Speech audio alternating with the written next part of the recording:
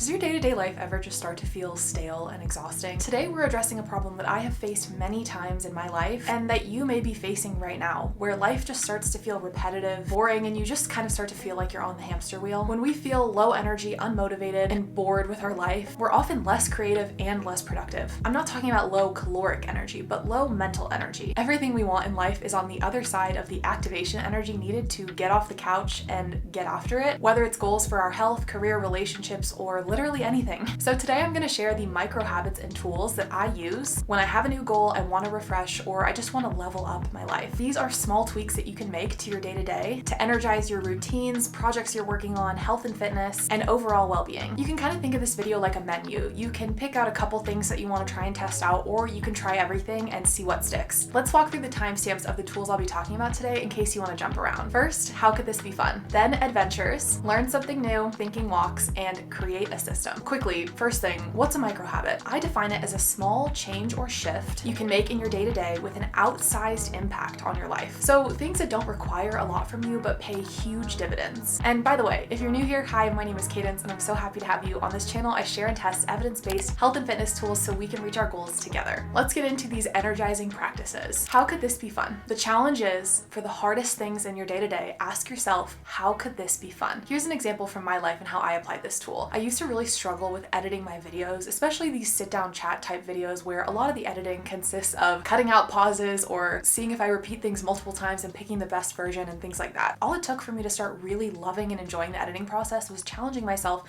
to find a way to make it more fun. I tried to find some new music and had a little bit of fun with sound engineering. I started messing around with my editing style a little bit and adding in and trying new things, and it has seriously made a huge difference for me. So could you maybe listen to your favorite music on the drive to your workout to make the process more enjoyable? Or maybe you could shift your workouts altogether to something that you enjoy more overall. Maybe you could treat yourself to your favorite food or drink when you have to sit down and schedule all of your doctor's appointments and your car service and all the stuff like that. This is actually a personal attack on myself because I've been procrastinating doing that for months now and I really need to. The next time you need to do some work or study, maybe you could work from a coffee shop or a library you really like. Sometimes for me, it's as simple as sitting down and thinking to myself, I'm excited to be doing this. I'm grateful for the opportunity to do this. And that can really transform my mindset about the experience. Maybe you can start doing things you dislike with people that you do like. Working out or studying with friends is like infinitely more fun than doing it by yourself, at least in my experience. And plus you get some extra accountability to actually follow through on your commitment to do that thing. Believe it or not, despite my radiant camera presence, that was a joke. I used to get pretty nervous and worked up sitting down to film, but a few months ago I kind of flipped a switch in my mind and thought, why don't I just have fun doing this? Why don't I just stop worrying so much about being perfect and just enjoy the experience? And it has been a lot more fun since then. I know what you may be thinking. Okay, well, that's great, but what about X thing in my life? It actually can't be fun. And although I'm sure there are examples out there of experiences or tasks that really genuinely cannot be fun, I want to challenge you to find something, no matter how small, that can make that experience better. If you try it once and it doesn't work, that's fine. You can abandon it and go back to what you were doing before. But please, for the sake of living your life to the fullest and enjoying every day, I really encourage you to try to find something that you can do. Next, adventures. Go somewhere new. Try something new, eat something new, do something new, listen to something new. It is so easy to go about our day-to-day lives without realizing how habitual we are about everything we do and how exciting and energizing it is to try something new. I'm gonna give you a couple of borderline silly examples from my life to hopefully inspire you of some things that you could maybe change or show you just how simple these changes can be and still have a positive impact. The first thing is mixing up my gym outfits. I can't be the only one who finds one outfit pairing, like a legging and sports bra combo that matches and looks good and then only wears that combination forever. But challenging myself to create some new outfits and combinations has actually added a lot of fun into my day. The next is a new cup. Putting your coffee, water into a new cup. It doesn't even have to be a new cup that you go out and buy. It could just be a new cup that you have and don't normally use. You could buy a new cup, but I think most of us have enough cups. I wish I was kidding, but this actually can add a lot of fun to your breakfast, like putting your coffee into a new glass. Another is adding a slight variation to something that you normally cook. So for me, I've been eating avocado toast as a breakfast item regularly for years, but for the first couple years of doing it, I would make the exact same avocado toast every time. I would do everything but the bagel seasoning and a little bit of salt, and that was it. It wasn't until recently I realized avocado toast is really a blank canvas, and I've been experimenting with feta, goat cheese, pumpkin seeds, hot honey, chili oil, greens, like literally anything goes, and it has been so fun to put new spins and test things out.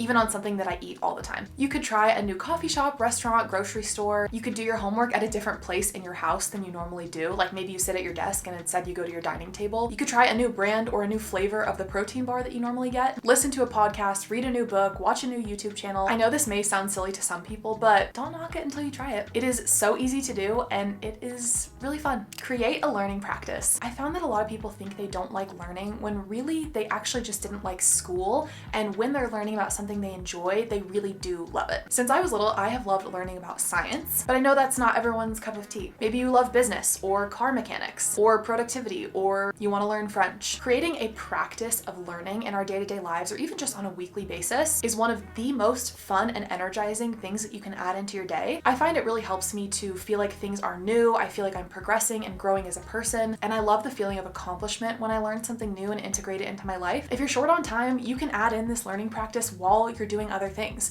Maybe you listen to a podcast while you're driving, or you play a YouTube video about a topic while you're doing dishes or folding laundry. Audiobooks are a really great way to multitask your learning, and Spotify has tons of audiobooks actually available included in a premium membership. I found it super helpful to block out a little bit of time once a week or daily, depending on your schedule, for learning and self-development of some kind, and it really helps me to keep that feeling of forward momentum in my life and shake things up when things start to feel stale. Thinking walks. The same area of our brain that's engaged when we're moving our limbs is also engaged when we're thinking creatively. So it's not surprising that shower thoughts or thoughts that we have when we're out on a walk or run are some of our most creative ideas that we have. This may sound a little bit weird, but it's actually been so incredible.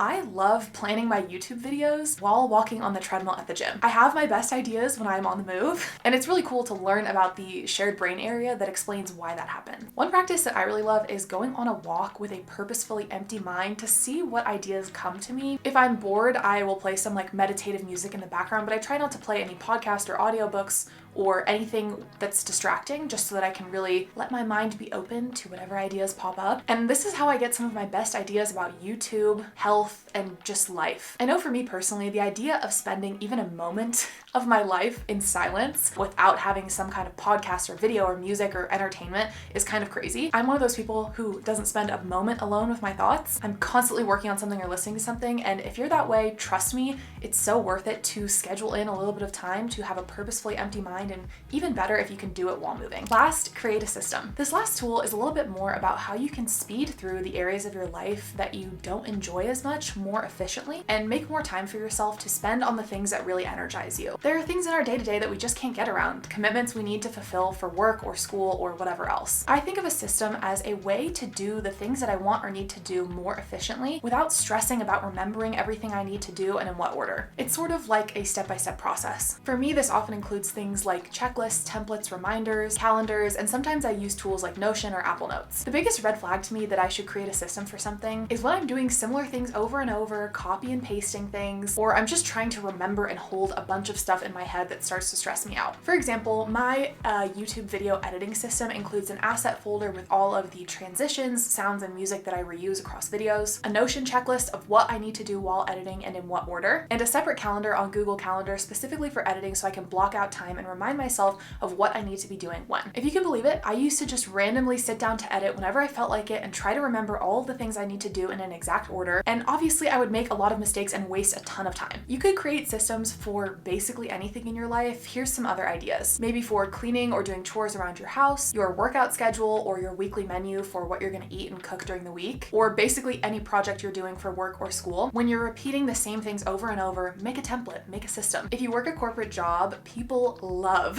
when you create templates of things, especially like bonus points, if these templates can be shared across the whole team and not just like used by you. Easy dub.